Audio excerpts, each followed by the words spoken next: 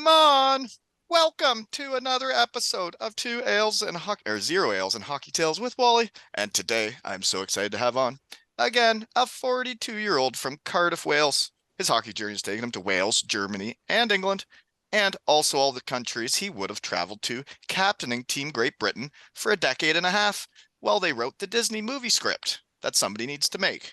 But he isn't just a legend with Team GB and all their gold medals. He is a Sheffield Steeler legend, captaining the squad from 2007 until 2023. Holy moly, that's a long time. And since then, he's joined the real world. But for fun, he is still running amok now with the Sheffield Steeldogs. He is a British hockey living legend, and he's made the time to talk to me today. That's hockey. Welcome back, Jonathan Phillips. Hey, what's happening? Thanks for having me. Yeah, are you in the real world right now? Are you at the school? I am, mate. I'm in the school. So you're a teacher now? No, so I manage an inclusion centre. So we're a building based at the back of the school on the school grounds. I suppose the easiest way to say it is all the children who struggle to be in class. I guess it's my job to try and unpick like the behaviors of why they're struggling and help them to self-regulate to try and stay in lessons. Right. So we're not a behavior unit, but there's obviously some behaviors involved. But I'll be honest, is exactly like being in a dressing room. Like these kids, a lot of different characters in a dressing room. They're brilliant. The kids are brilliant. So funny. So you're enjoying it? Yeah. I love it. That's great. Some guys really struggle when they get out of the game and not enjoy what they're doing. So that I'm happy to hear you're doing well, and you're still playing hockey. Yeah. I got to play for the old Steeldogs. Yeah. So I just had one of the players on from your team too, Samuel Tremblay. Yeah. He said. Yep. So you're still doing her. So how often are you practicing and playing? And now that you work? Yeah, so we practice every Tuesday, Thursday night, and then obviously games on the weekend. I'll be honest, it was more games than I thought it was going to be. It's pretty much like the Elite League. There's a lot of games, 54 game season, but it's good. It's fun. I think for me it just works. The kids are down there practicing anyway, so kind of pointless being down there and not playing myself. So. I managed to go on with them and straight after. So it just works. It's also, I think, my hardest time after was not having a team in my life, not being a part of a team and having a locker room of guys to joke around with. And you still have that. Definitely. And I think the only tough thing is the bloody kids of these days just talk about gaming and Xbox. So I haven't got a clue what they're on about. So you got to know their lingo. I'm coaching under 13 boys. They got new words in the game now. Yeah, I've not got a clue what they're saying ever. I just smile and nod. Yeah, and then tell them to shut up. Well, just because I like telling everybody, my team this season just won Silver Stick tournament here at home, and nice. it was pretty cool. It was a home tournament, and the final game. It was pretty well a packed barn for an under 13 game, and the fellas pulled her out in overtime at home. It was so hockey. No way. That's wicked. Wicked. It was so fun. But anyways, I like telling funny stories about guys. So your last game for Team Great Britain, because I hear things talking around, did you or did you not let anybody x-ray you and then play with a broken wrist? Yes. You're an animal, dude. It was, I think it was game 2. So we played 5 games. It was game 2. I was coming around the back of the net, and sometimes the D-man from the back post will jump down, right? So I knew he was going to jump down, and as he did, I just thought, I'll just give him a little shot. And as I did, it just like bent my wrist back. Instantly, when I was like, yeah, this is broke. This is definitely broke. And it was like a nutty professor's hand. It was huge. But I broke a bone, one of the carpal bones, a bone in my hand, and then tore the ligament off the knuckle on one of the fingers. So how was playing the next game? Yeah, I couldn't. I couldn't even grab my stick. I just had to like push the Push bottom. it. It was my bottom hand, so I just pushed the stick. But I had 3 games left until I retired. So I was like, Doc, shoot me up, and he was like, go get an X-ray first. And I was like, no, that's not gonna happen. No, I know your I tricks. have 3 games left, and you're not taking this from me. Yeah. So yeah, no, You're but an it animal. was massive. It was massive. Um, so you played 3 games like that? Yeah, I was yeah. sleeping at night. Yeah. It just be pounding because Hmm. it like honestly I've never seen something swell up so big. It was huge. It was huge. I love these stories. Good work Yeah, doing that. I'm sure yeah, what's neat though is when you do that, and yeah, you're not with them anymore, you're not the captain, but every guy in that room saw you go out and do that, right? yeah. So That's it. it'll leave a legacy, and you get the story you guys wrote with your time with Team Great Britain is a Disney movie, you know? Yeah, it honestly is wicked. And I got to go away with because we had the summer holidays for school, and they asked if I'd go to where they go. We went to Denmark to Aalborg for the Olympic qualifiers. So I managed to go there and kind of help out there. It was great. It was just nice to be a back part of that. I was actually going to ask you if you were still a part of Team Great Britain because you were such a big part of it for so long. It would make sense for them to keep you around in some capacity. And you never know where that can go because I think you'd be a great coach. Yeah, I'm not sure about coaching. I don't know. It's never something that is like really stuck out in my mind. Mm. But being For involved me, in some way, it didn't for me either when I was playing and once I retired because most of my contacts were in Europe and I wanted to set down roots for my family and kids. yeah, And man, it's really bit me since I started coaching this minor hockey thing. yeah, I am head over heels for the coaching thing. I love it. And last year my yeah. team won all Ontario. We won a few tournaments. This year we've won 3 or 4 tournaments, and I'm having a hoot trying to teach these kids how to hockey, you know? That's it. That's it. No, well, so we're going to start doing a like mentoring program. So I think looking after like the 16s, 18s, 20s, and trying to get them ready for to be part of the senior national team. So I think Ice Hockey UK have just put something out in the last few weeks. I think Matthew was going to be looking at like help mentoring some coaches around the league. I would help mentor some of the players. So I'm kind of available for that. So keeps me involved in some way because obviously we need more players like pushing through and coming being ready for the seniors. Yeah. Um, I agree. They got a new wave of British players coming up, right? Like those brothers there, the Nielsen's, right? Yeah, and doing really well. I think Cade has just gone to the coast. Logan is in Nottingham and playing really well. Like real skilled guy, real nice kids too. They Really really nice are. kids. And Yeah, that's actually part of how we actually know each other was Matthew Meyer's testimonial. Cade was there. That's where I met him. that's it. And we had a good chat in Heidi's Lou, right? We did for hours. That bar was so loud that all the hockey guys had to go to the bathroom to talk hockey. I know, I know. So I can't deal with loud bars anymore. neither can I. I never really could, actually. I'd rather talk. No, that's But that it. was when you told me the first funny story of you playing through injuries. You played with your broken wrist there, but that was when you showed me your chest and you had a bone sticking out of your chest and you said you played with a broken sternum for like 4 or 5 weeks. It was 8 weeks, yeah. And they because the X-ray didn't show anything on that, and then I was like, "There's a problem here. I know that this bone shouldn't be sticking out." And like that was painful, Does it and still stick out or does that thing a sink back bit, in? yeah, no, a bit. It's still kind of raised. It's kind of Um, like when the guys do their shoulders, right? And the rest of their lives, they got their shoulders sticking up. yeah, horrible. Yeah. But I was like, I need an MRI on this thing. So went for an MRI. That was 8 weeks later, and they were like, "Yeah, have you been in a car crash?" I was like, "No, why?" And they were like, "Yeah, you're broke. I was like, all right, okay. That And makes then I was sense. like, I've been well, playing through it. yeah. So I was like, Doc, like, how long does this take to heal? He was like, 6 or 8 weeks. I was like, well, I'm fixed again then. So I may as well carry on playing. There's no point stopping now.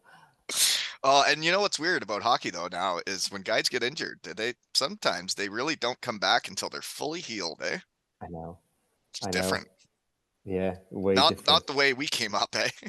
No. Well, it was always a question when you hurt or injured. And you'd be That like, was a question. Yeah. hurt? I think. That was one of a speech I got in the East Coast. I was having problems, and Mm. the coach, who's now the assistant GM of the Leafs, said to me, he goes, "Well, are you hurt or are you injured? Because if you're injured, you can't play.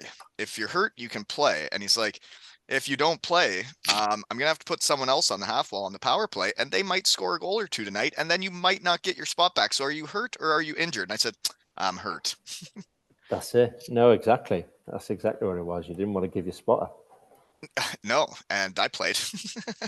Yeah. Yeah. Yeah. Your stories are wilder than mine, but I would say the stupidest I ever was playing through something was I had a partially torn PCL.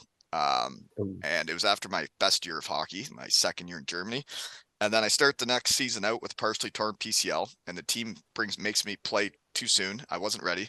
Play 4 games, and then crash into the boards, and I feel it completely go. Legs gone. And I'm like, well, obviously not going to be playing hockey again for a very long time. So I'm like, I may as well finish this game.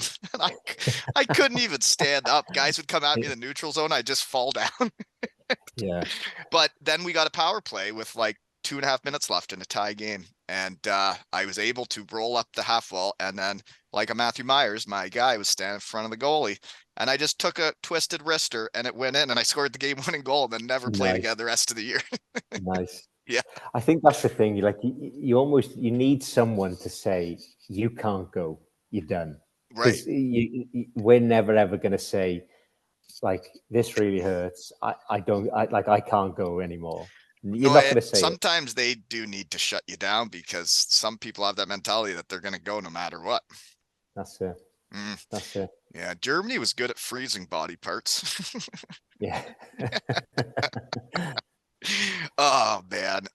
So our friend Mark Richardson, he just played 1,000 games for the Cardiff Devils, eh? Yeah. That's a lot of Unbelievable. games for one team. Yeah. It's crazy. That is crazy. Um, Crazy. so you left the Devils back in 2006. That was a real life changer, eh? You really Yeah. set down roots there in Sheffield. Yeah. And I never ever like go into Sheffield. I never ever thought like, right, I'm going there and I'm settling down and whatever. I only ever signed 1 year contracts in Sheffield.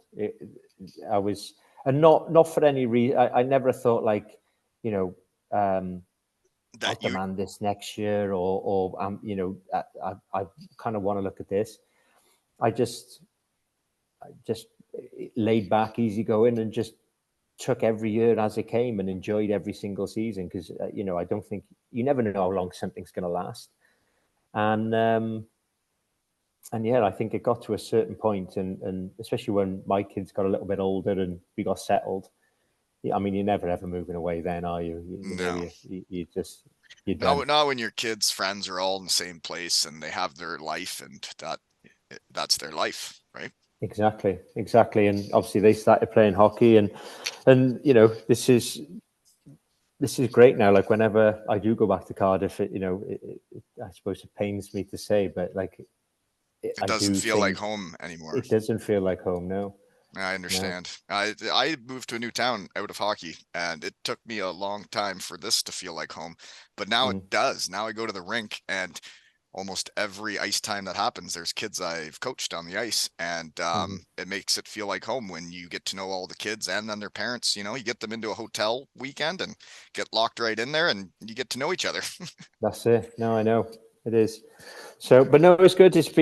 We live it up here. We nice little house, and we got like a lake, about a 5 minute walk, like a country park lake. So we go down there in the summers and Sounds all right. do Did bits I and see pieces. that when you retired, the Sheffield Steelers gave you a car? They did, yeah. That's a pretty nice Yeah. gift, eh? I didn't know gifts Yeah. like that happen in the I know. EIHL. I know. No, yeah, the Tony Smith and his family were, yeah, more than kind. So yeah, they present me my team car that I've been using that season on the ice, and yeah, just That's a a good, massive reward. yeah, and that helps getting started in the real world when you don't have a team giving you a car again. It did, like, because I mean, I don't know how you were, but like, I'd never bought a car. I'd never bought insurance before. It was, from when I turned professional at 17. The Devils gave me a car, and it was that ever since. So there Yeah. was, other than petrol, Yeah, no, you I needed know. a, And that's how my winters would be. And then the summer I'd have to have something. Yeah. yeah. Yeah. It's how are your toes getting into the boots these days? Are you Oh, buying mate. bigger skates? Why are you not giving them room to breathe in there?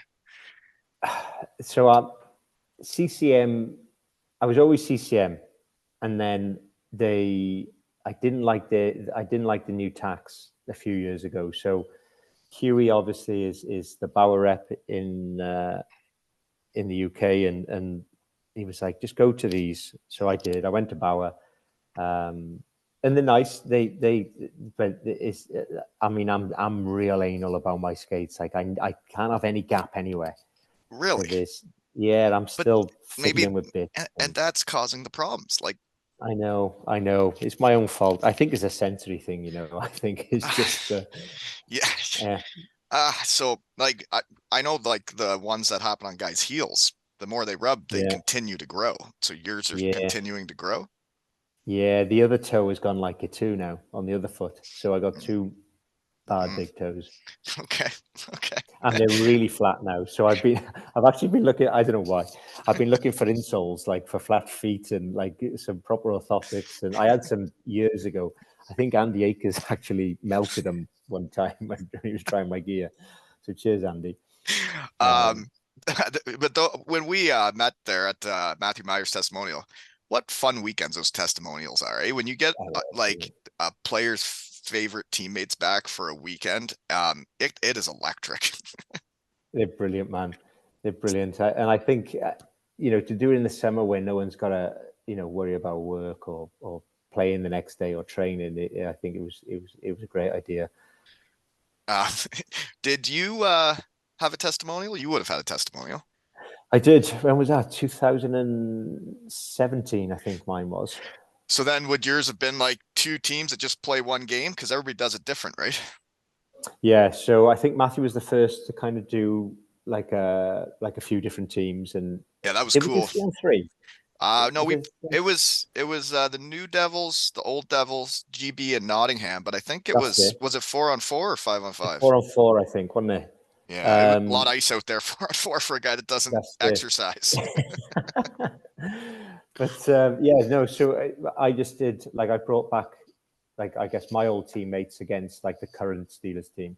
Right. Um, So so I was think that it was during the in season then? December. Yeah, it was like December, beginning of December, I think, or Mm, I maybe end of November. I really think the Devils are onto something here with the off-season testimonials. Yeah, yeah, Joey Martin has one coming up in June. Not sure if I'm invited yet, but I'm pretty sure it's going to be fun. yeah, yeah. And I'm No, happy it's in the definitely. off season because then it doesn't get in the way of my coaching. That's it. That's Hmm. it. Yeah, And the weather's nice. You haven't got the rain. right. You could just like sit outside with guys like all weekend long, Exactly.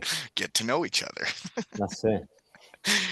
When you played for the Devils way back before 2006, just because I feel like it's a Devil staple and it's part of the fabric of being a Devil. And you were a Devil at one point. Was Chippy Lane a thing still way back in Oh God, 2006? yeah. Yeah, Oh yeah, yeah. yeah. It's part of Massively. Devils history, isn't it? Yeah, yeah, yeah. There's It's nothing like winning like on a Saturday night and the boys hitting the town and then everybody goes to Chippy Lane to cap her off, eh? that's it. No, you have to. And I know everyone that everyone we bring down from Cardiff to Cardiff always got to stop at Chippy Lane afterwards and show them the sights. Yeah, well, But and there are although sites now, there, right? Like there's a lot but, of things but you can see there. there is. But now it looks a bit too upmarket. They've done it up too nice. Chippy Lane has got to be. It's got It's to be a shithole. it is a shithole. You just got to wait till the Mm. right time of night, and it is a complete shithole. I can't believe they get it clean every night at I the end. know, It's I incredible. know. There was one I time I remember. was awake when they were doing it, and they come out with like big Zambonis and just push all the garbage towards the Yeah, garbage. yeah. It's an amazing system they have down to keep that place running. That's it. I remember my first year with the Devils, and I'd have to, I wasn't driving, so I'd have to catch the bus, and then from the bus station walk up and through Chippy Lane to the old ice rink, which is John Lewis now. You'd be walking down Chippy Lane and it'd absolutely stink, and it'd be just like The there'd be like containers 50, everywhere. yeah, but like 50 piles of different like puke as Oh, you walk up the street. and you wouldn't put it past people to shit themselves on that lane either. Oh yeah, yeah. Yeah, there's some good people watching on that road. Oh yeah, you lose hours on that road. Like you literally lose hours. It's like its own little world. It is. The last time I was there, I was with the coach of Team Great Britain, um, Pete and Franny, and I've sit Yeah, there with them, and the sights we saw. It's like I stand there with the head coach of Team Great Britain. There's a guy walking by that's completely shot himself or somehow pissed yeah, out of his ass. yeah, yeah. I know, I know. Cardiff, the people in Cardiff can really get after it on a Saturday night, you know? They They don't hold can. back. No, Is it no, the they let same it thing go. going on in Sheffield? Yeah, Yeah, yeah, I'd yeah, say so. The only thing with Sheffield is too spread out. Like in right. Cardiff, like everything is there within a walking distance when you're Yeah, on a night out. But Sheffield's too spread out. You've got a taxi from one place to another and one end of town to the next. yeah, that makes sense. It's kind of like being in Canada compared to living in Europe. It's like in Germany, the city centers are compact and everything's right there. And then you get to Yeah, Canada and you got to drive anywhere you want to go. yeah, yeah. That's it. Mm, I guess I don't know what we're talking about. We're talking about hockey. What's your favorite drill in practice? Oh God, Come on. I'm a coach. I'm looking for new drills. favorite drill. Yeah. What would you be the most excited to do in practice? I used to like a good neutral zone, like, like the 4 dot series, that kind of thing. I used to like some of them, all like the one touch passing and things like that. I used to like some of them. Like you're Um, talking like the four blues, or if not the four blues, on like the 4 dots, and then you do the passing stuff. yeah, yeah, that kind of thing. We used to do like a 2-on-1 7 pass drill, which I used to like. 2-on-1 drills are Um, fun for forwards. yeah, I don't know if the D-men like them that much. I tell you what, the days that you didn't like, and they've been like the hidden bag skate. Well, they're not even hidden bag Not skates; they're hidden just bag bag skates, skates. just bag skate. Yeah, the back Yeah, in hockey, we would just get bag skated, and you were gonna do it and not complain. yeah. But remember the one way you'd go all 4 corners, and there'd be pucks on one side, and you'd pass across, and it'd be 1-on-1, and they'd turn into the 2-on-2 on the whistle because the other end would go, and it was just continuous. And then You they ever do come that? down your way, right? And then you go one Yeah, way, and then you gotta go back the other way. yeah. Mm, There'd be that with like the 2-on-1 with a back checker, and then whichever way the back checker goes, he goes 2-on-1, and the other side yes, goes yeah, with the back yeah. checker. See, I would Hated them. see. I Hated don't. seeing them. I like that drill more than them lining us up on the goal line and saying blue line back, Yeah, red line back, and it's like, come on, you can't figure out a different way to skate us.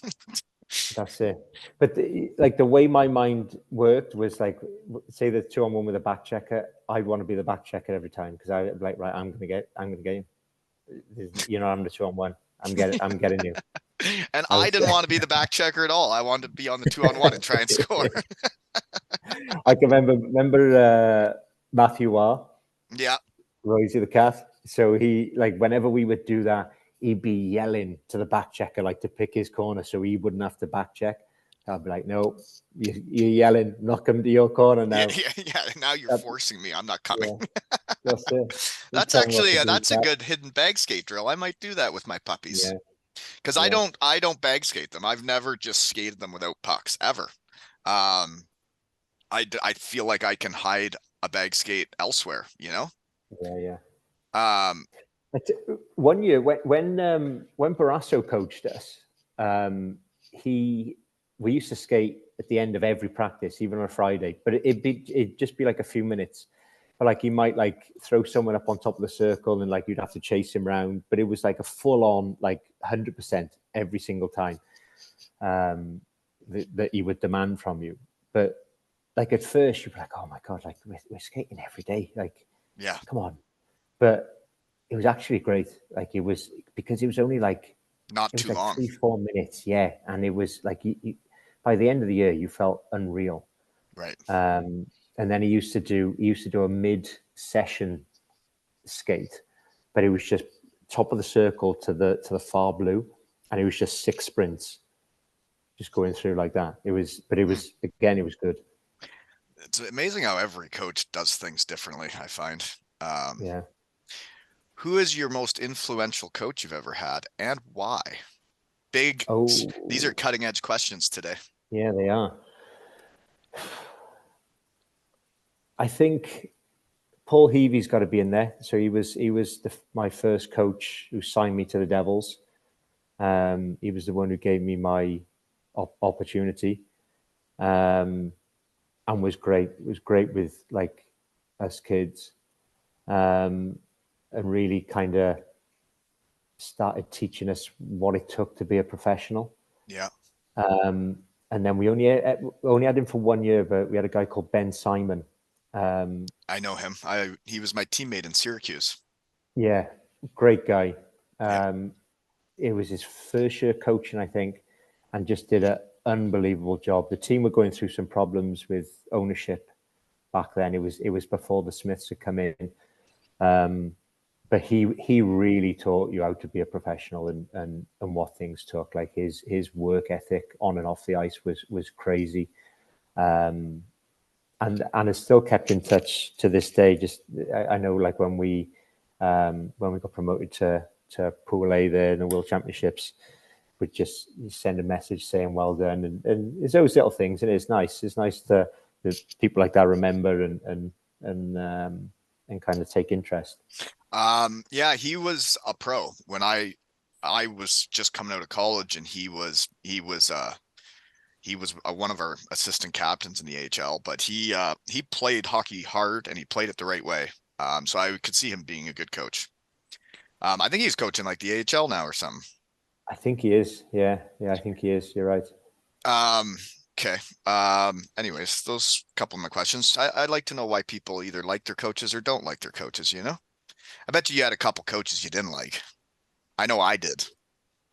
Yeah, Mm-hmm. and it's tough, isn't it? Because like I've always said, like I don't think there's no right or wrong way to lead. I think there's no right or wrong style to lead, but it all depends on the environment that you're in. Yeah. Um, and I think generally, everyone in this world are good people. Like that's how I think. In the hockey I world, hope everybody is, and most people are in the hockey world. but I think there's been one or two where I have just thought like you've got this wrong, but I mean they didn't last. Well, They didn't last, and that's not to say they're bad people because they I think but just for them at that time it just didn't work. I agree with you, and I don't think they're bad people. And sometimes even some of the coaches I'm saying I maybe didn't like that much. There was a time where I did really like them, but then Mm.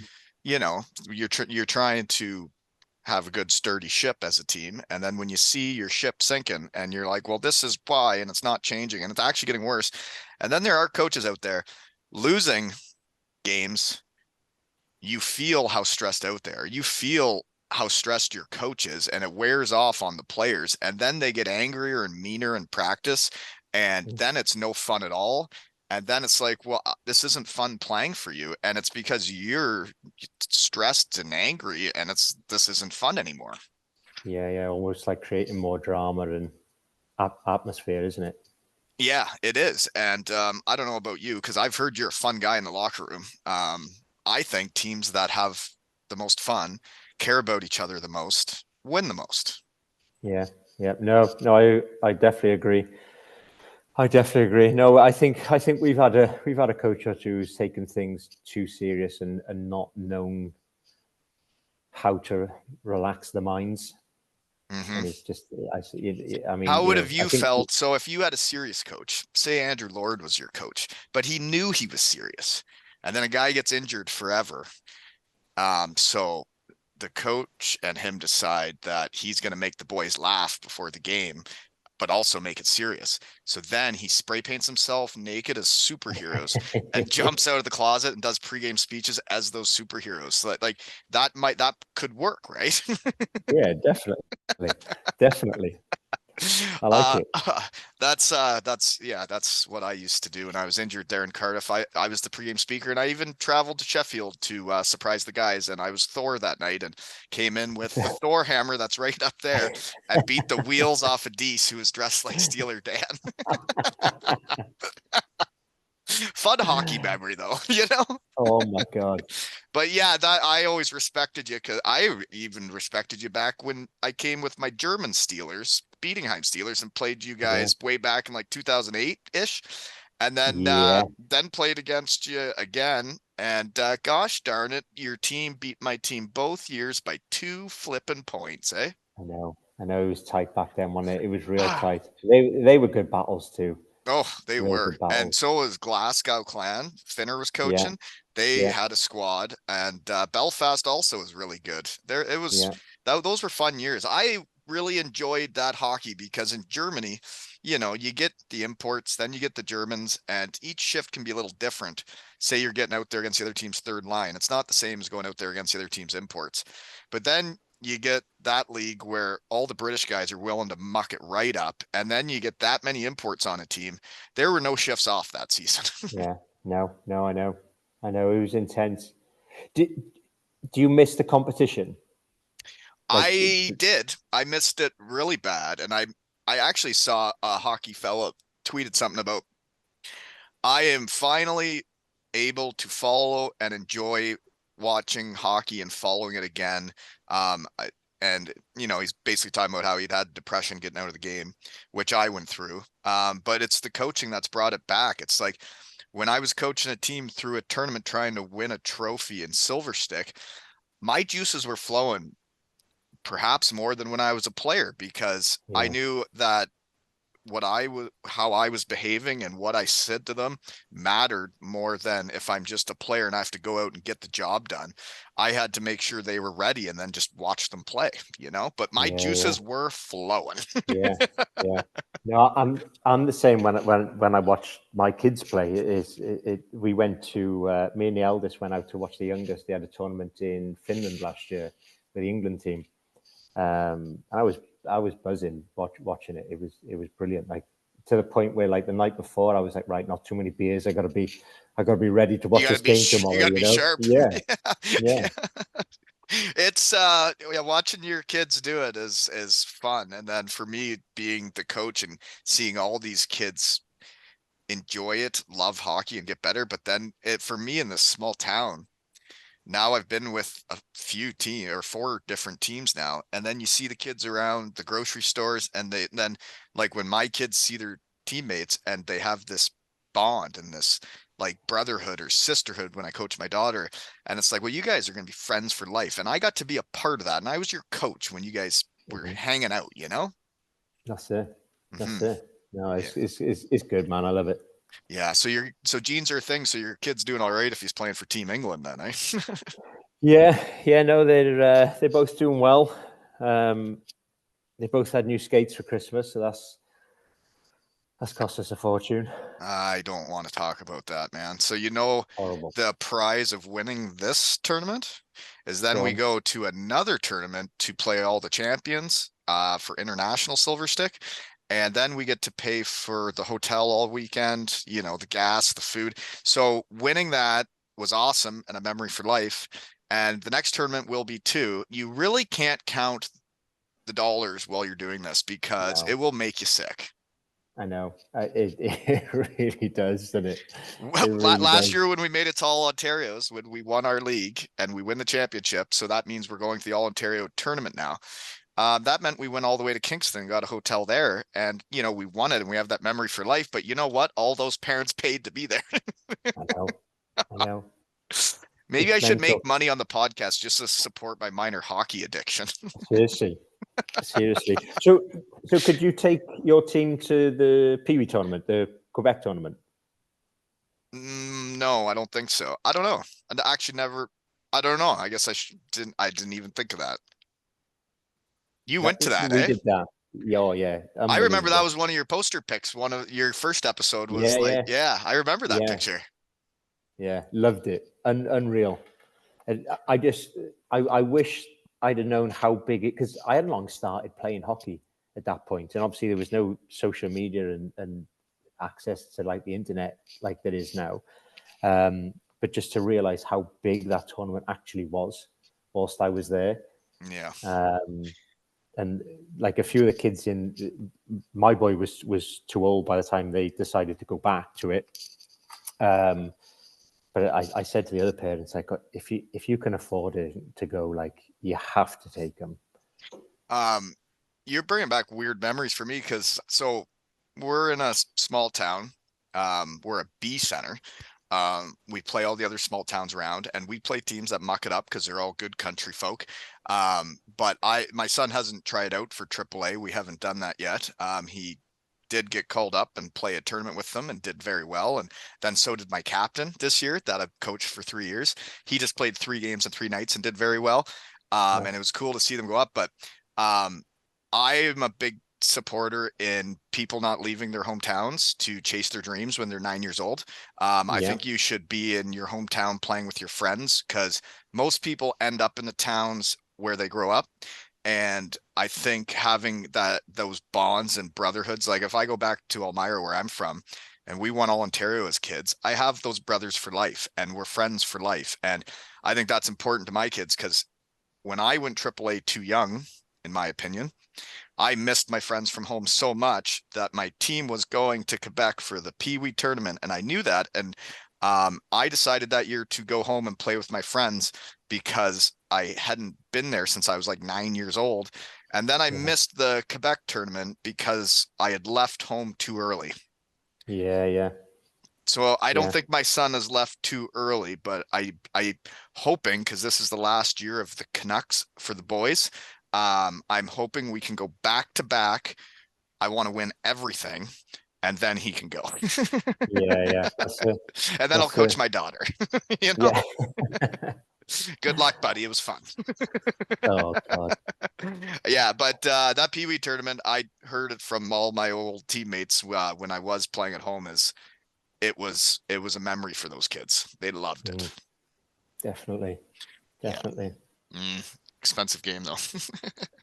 You know what else was a fun chat we had was when we had the Team GB royalty episode with Bouncy, Matthew Myers, Richie, Dowdy, and Davey Phillips. Isn't it amazing I could get all those people to talk to me all at once? That's crazy, yeah. And then when they make the movie, I wonder who's going to play you guys. I know. Who's going to play you? It'd be someone horrible, wouldn't it? It'd be someone horrible with a bad foot or something. I don't know how they're going to have to get the makeup people or whatever they do in movies to make those toes, eh? I know. I just hope when they make the movie, they put in the part of you playing with a broken sternum and a broken wrist. They probably thought it was broken my whole career. Oh man, that's quite the story though. You know?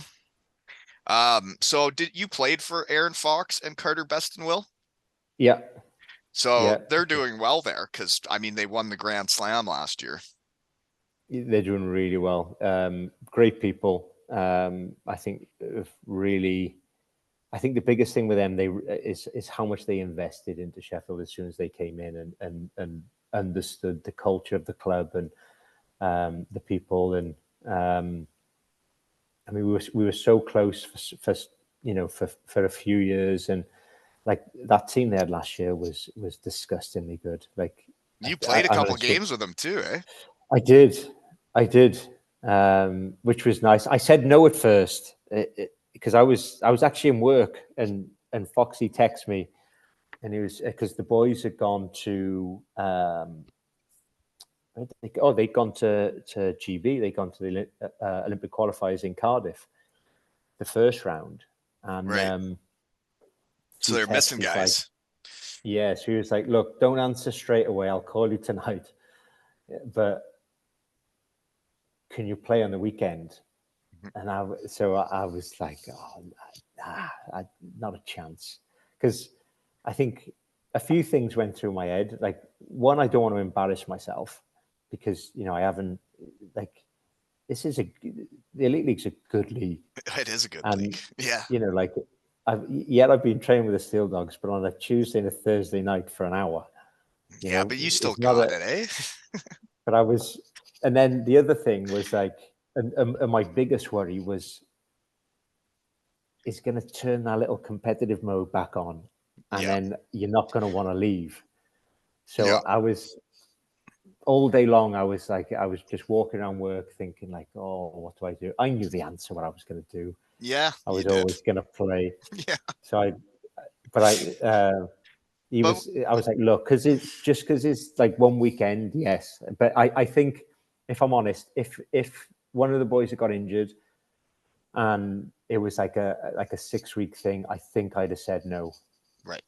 because I think that's when you fall back into it. Then you get too invested in it. It's like, Exactly. oh, this Ripley Wolf coach around here for the senior team. I came back, mucked her up for a few seasons with them, and I'd play the home games, and then I'd play the playoffs, and then it ended, and I was out just in minor hockey, and get to know this guy that's moved to town, and he starts coaching the team.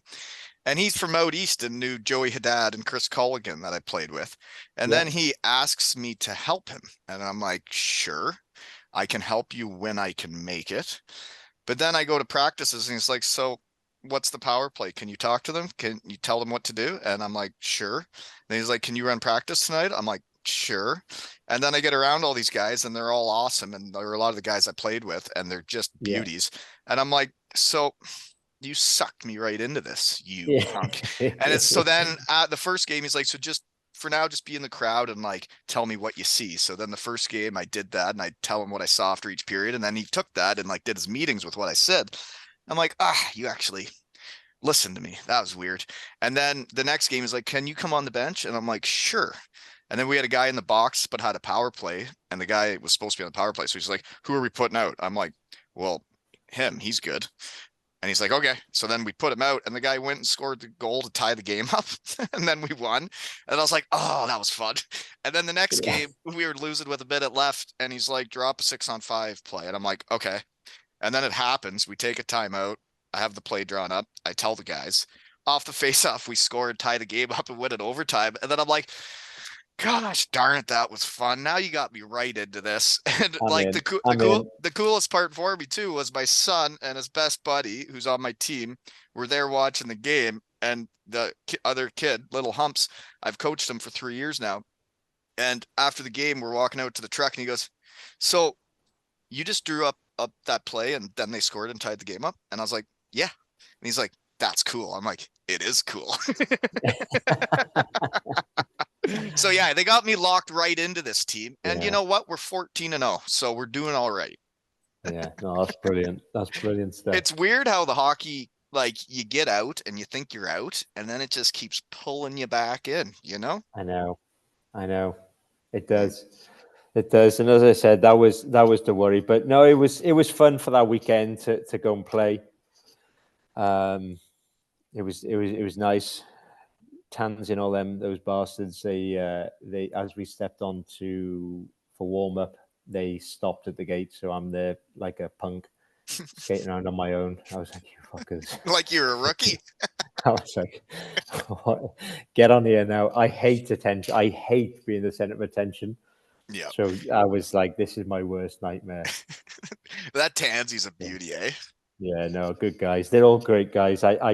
Whenever we got time off here, I'll call in and say hello and have a coffee and see them. So no, Nice they're to all still be around it, eh?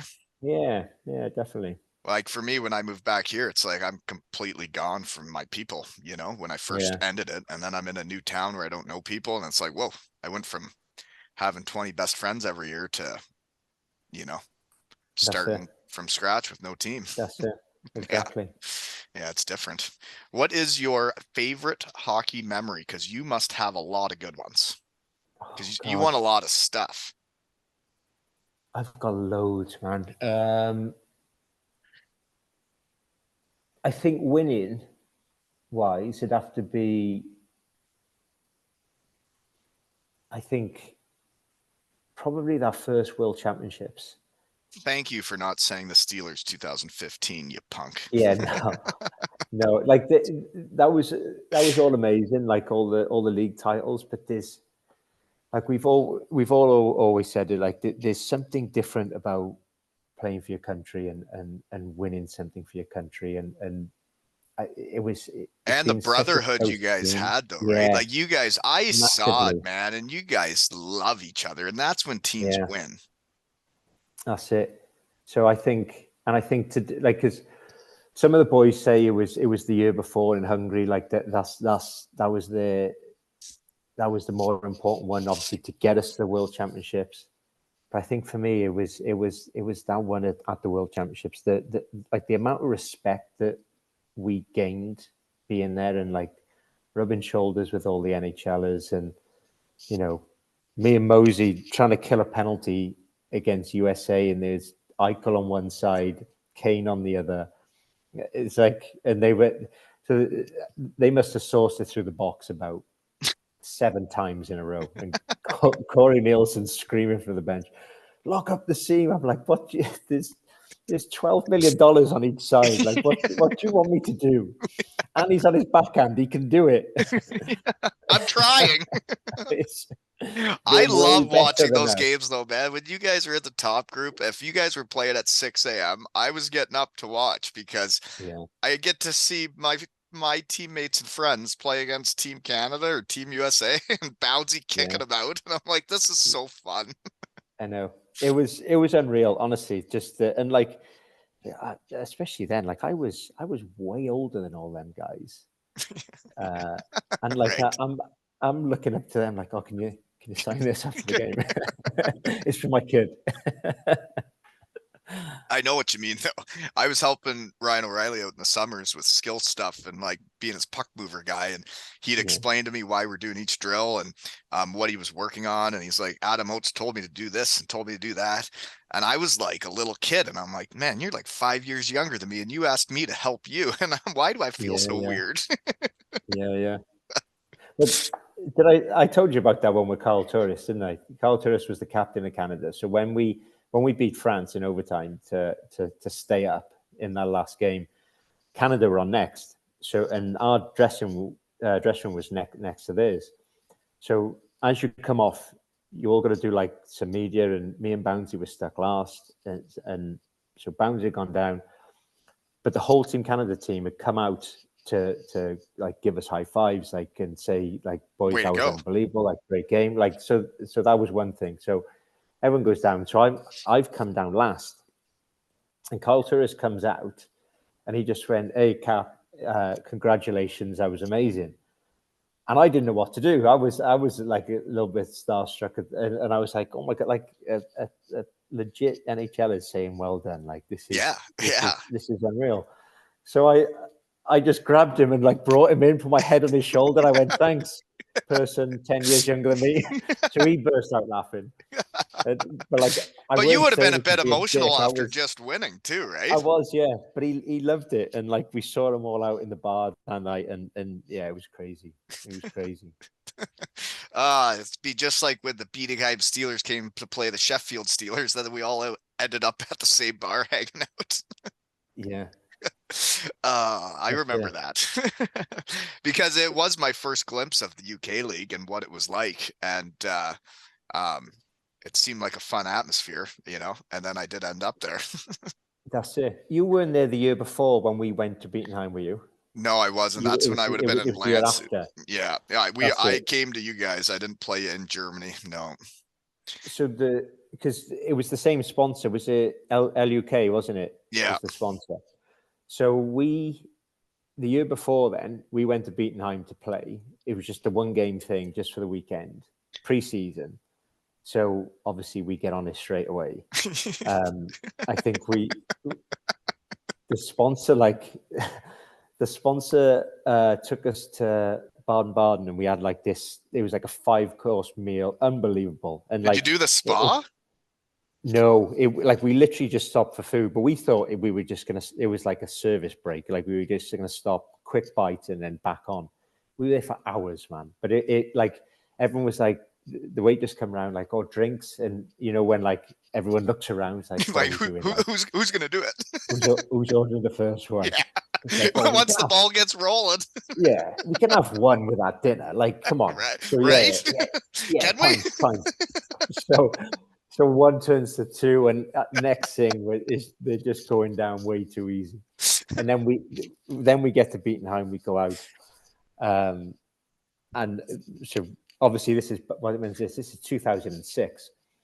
So then we turn up to we had pre-game skate. I remember watching them then, and I was like, oh, am I going to get battered? We all feel like shit. We've been out till whatever time. After the first period, we're up 2-0 somehow. But when you're not feeling it, we weren't feeling it. And I remember saying to Hughie, I was like, oh my God, if there's a God, something's going to happen so that we don't have to play the rest of this game. And next thing, the electricity went, the lights went out, and the game got cancelled. I was like, oh shit, I think there is something. So we went over there to play one period, and then we went back out. Oh man, then you went back on the town. That's where I lived for 4 years. It's a small world. Nice little town there, and we won it that next year.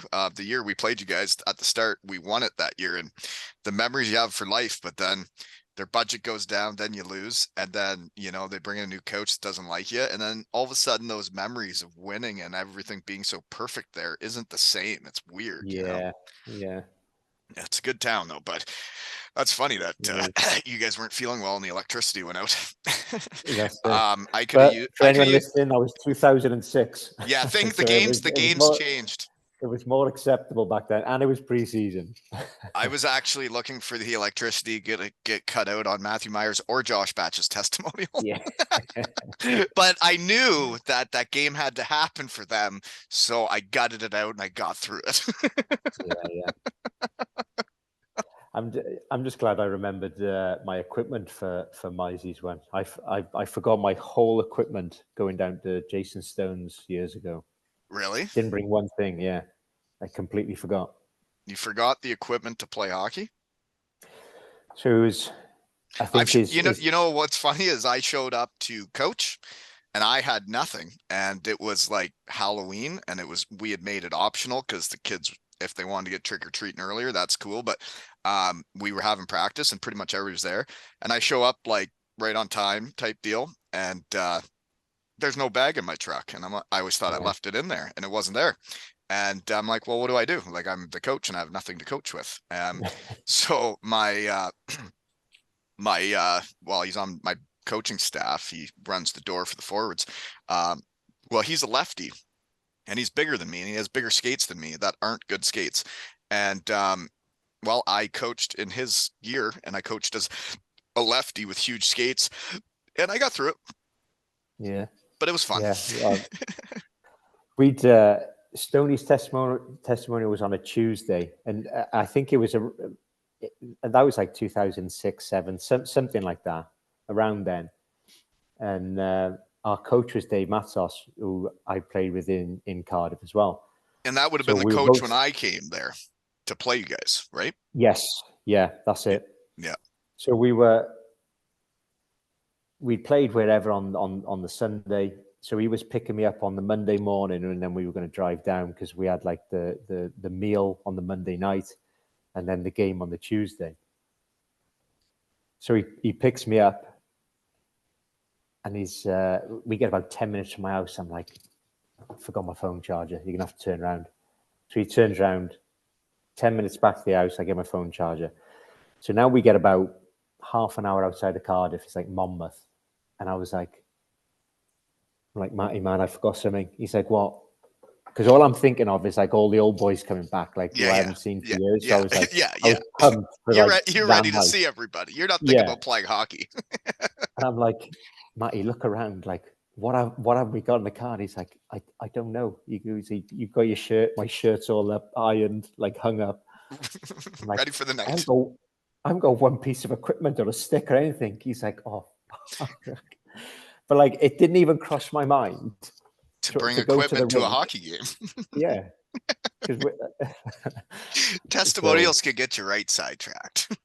But I think it was decent at the time, decent like pieced together like all bits of old equipment and skates were huge. I was like, oh my god, But you got through this it. is You played. horrible. But you got through it, Yeah, battle through. yeah. I don't think anybody in the crowd really cared what equipment you were No, wearing. no, I just felt like shit. It was horrible. Stoner's another guy I should talk to someday. I still find it weird that like I wore number 10 or number 18. And when I look back on my career, I never won with number 10. I only won with number 18. Um, Right? but I had asked Cardiff to wear number 10 when I was signing, and they're like, well, actually, you can't because we're retiring that jersey this season. And I said, okay, then I'll wear 18, which now feels like my number still. But we were retiring his jersey the night we did it. We won 10-0, and we retired number 10. But yeah, Yeah, weird, eh? yeah, And now his yeah. son plays for the Cardiff Canucks. Have you heard of them? That's it.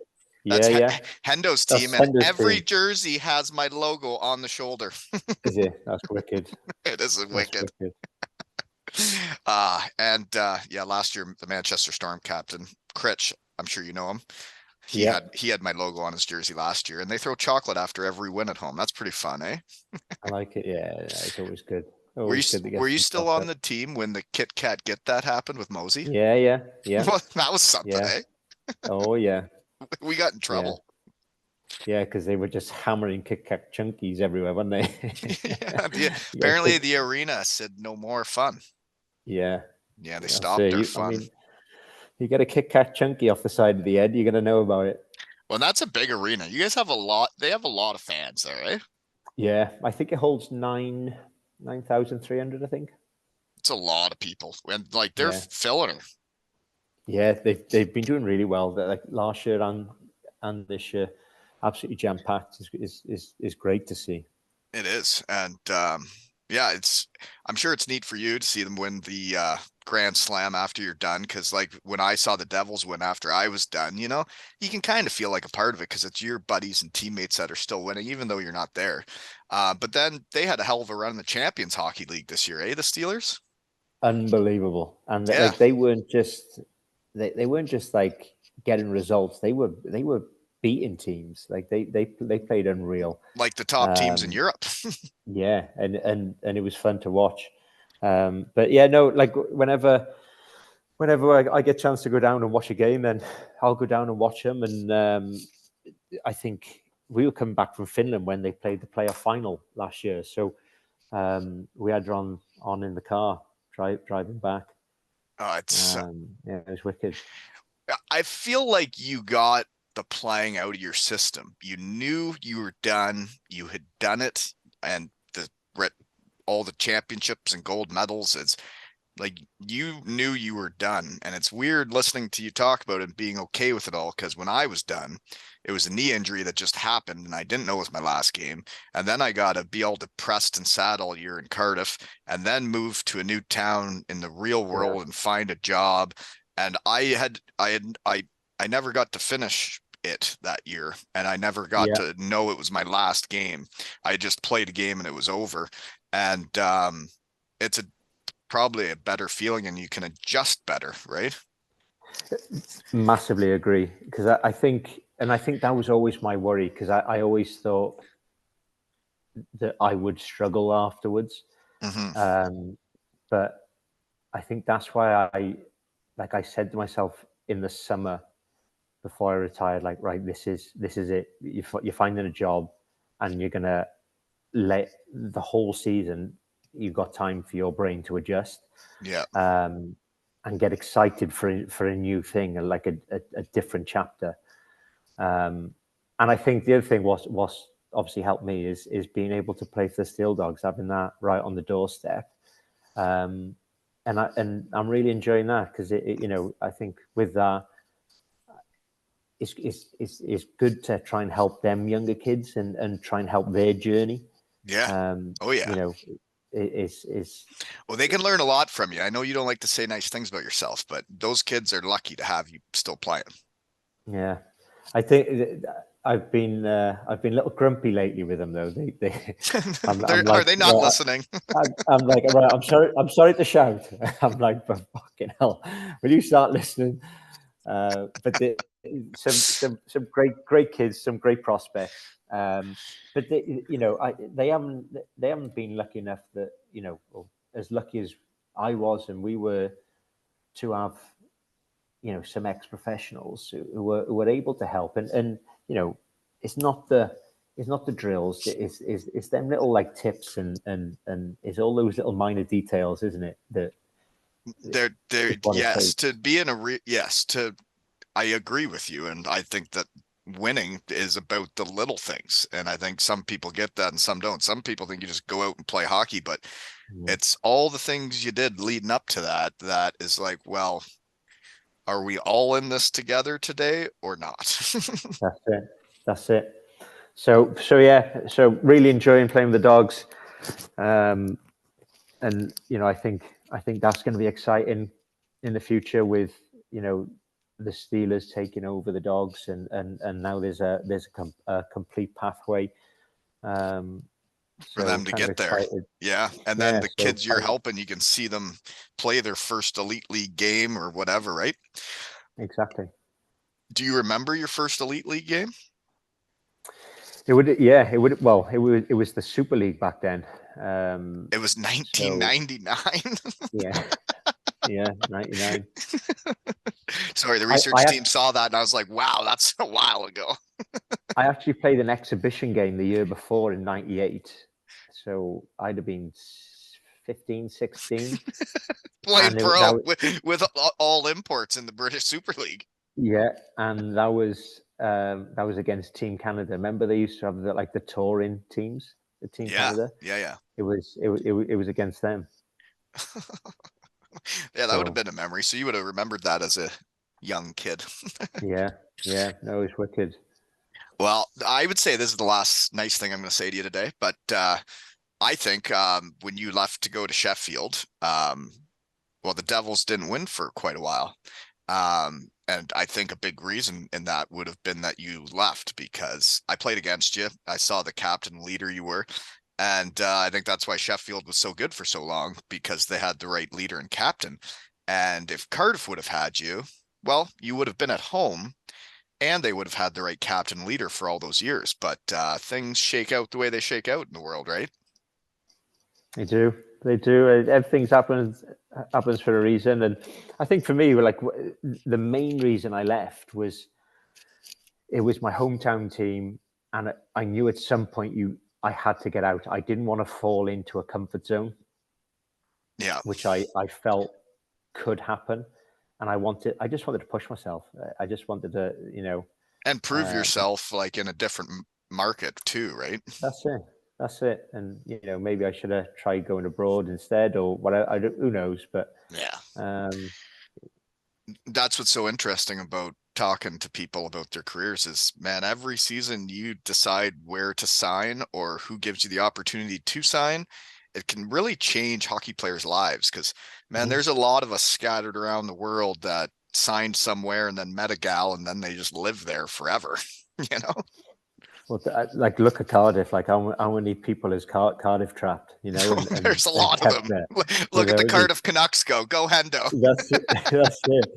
But I mean, that's is brilliant. Is I think it just shows how invested they become in those places where they play and what they've given to you know Well, the to me, city it's and weird to the think club. of because coaching minor hockey, it's like these seasons are flying by. It's like last season we win all Ontario, and I'm like, okay, can I gear up for another season and be as passionate as into it as last year? Because whoa, I really poured myself into that. Then you get into it and you got absolutely no problem. But the seasons go by so fast and it's just on to the next. Where in pro hockey, when you're going to new countries and new cities, and then grown-ups meet grown-ups or whatever, and then all of a sudden they live there the rest of their lives, they really weren't planning on being there very long, and then all of a sudden they live their whole life there. Yeah, I know, it's crazy. Just sneaks up on you. It does. Yeah. um well, do you have anything for me before we shut her down today and I get back to the real world? No, I think that's about it, mate. What are you still in the same job? Yeah. Yep. I have a great team. And everything's great. I work for a fantastic guy that trusts me to do my job and knows I do this on my lunch hours, and been with him for 8 to 9 years, and all is good. And I have a team that runs amok, and it's like that part's good. Yeah, 8 to 9 years. So that's how long you've been. in the real world. Oh my God. Yeah, that's why Joey Martin's having a testimonial, and I played with him his Yeah. first and second year on the team, and now it's 10 years. And I guess it would, when you're done and you join the real world, and I would say getting invited back to those games can mean the world, because Yeah. you can feel like you didn't accomplish much. You can feel like the bank account wasn't as big as you want it to be when your career's over and you're transitioning, and it can be a real challenge. And then you maybe aren't that proud of what you've done. But then when your teammates invite you back to games, you're like, oh, well, that's cool. Yeah. No, definitely. And I I got surprised that because when I was doing like the application form for this job and trying to, you know, prepare for the interviews and stuff, and there's a part of you that thinks like, this is, I've done hockey my whole life. Like, what skills have I got Yeah. that can relate over to that world? But then you start writing it all down and working it all out. You're like, holy shit! Actually, Well, this if I've learned a lot. you have, and the things you've done and accomplished would transition great into the real world. And Mm, I was the same when I was joining the real world. I'm like, well, I can't go into an interview and talk about hockey the whole time. yeah, Um, but the real world, now that I'm in it, isn't that different. When you work for yeah, a no, company, you're like a team. And it's yeah, like, so you're the boss, I'm a player, and then it's like, okay, so I'm on the fourth line, and then you try to work your way up yeah, to the third line, yeah, and yeah, then you get to like the first line, and then then you have a relationship with the boss that you didn't have before, and then you work your way up to like a leadership role, and it's hockey that teaches you how to be a fourth liner, a third liner, a second liner, and then work your way up to having relationships with the boss or whatever. that's it, Yeah, that's it. the game does teach you a lot more than you realize, and Yeah, it does. hockey players don't give themselves enough credit when they're joining the real world, I don't think. Mhm. I know I didn't. I think we know how to work. We've talked about the bag skating, the workouts, all that. But no matter how sore we were, no matter how much it hurt, we always got up and did it again the next day. And some people don't know how to do that. No, no, I know, but fun times, man, fun times. Oh, yeah, yeah. Honestly, mucking it up against you was fun though. Every time we played the Steelers, I was excited to play because I knew Yeah, we were getting a real game. proper games. Yeah, yeah, Yeah, yeah, we were gonna muck it up. yeah. I Yeah, know. No, it's true though. It's true. it's true, and then you gain respect for people, and that's what's neat for me is all the like that I can have a legend like you on, and you'll make time to talk to me during the day. It's like, huh, there's a lot of people that want to smell your underwear.